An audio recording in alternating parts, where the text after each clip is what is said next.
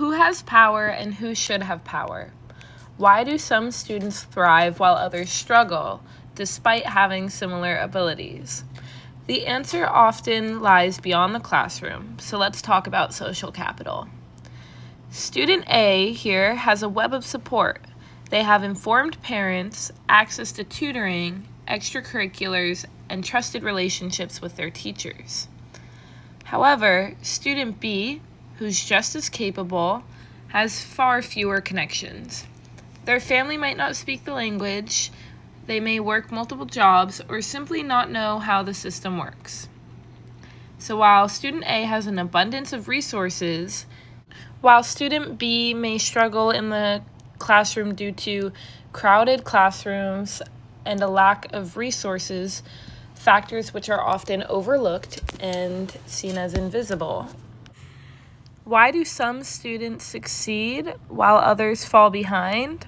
The difference is social capital, the connections that provide support, information, and opportunity.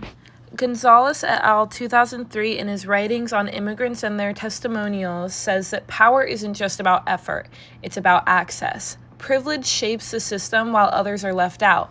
Gonzalez reminds us that voices with lived experience often lack recognition, and that needs to change. Stanton Salazar defines social capital as resources and key forms of social support embedded in one's network, accessible through direct or indirect ties with institutional agents. This affects who ends up in private colleges and who gets left behind at institutions like community college.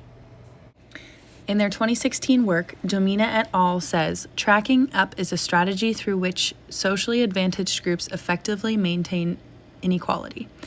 Even reforms meant to expand access, like Algebra for All, can become new tools to protect privilege. It's not about just being there, it's about being connected in ways that matter.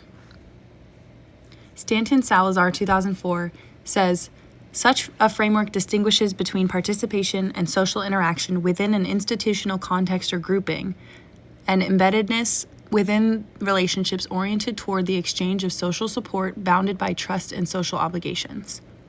3 concepts that should be kept in mind when thinking of ways to combat social capital. In Osagura et al. From 2011, he brings up how Coleman's original concept of social capital does not account for power, inequality, or privilege. If we only look at family or effort, we miss how systems quietly favor the already privileged. To shift outcomes, we have to shift power by recognizing and building social capital where it's been denied. When we understand how power moves through relationships, we can begin to change who holds it and who should.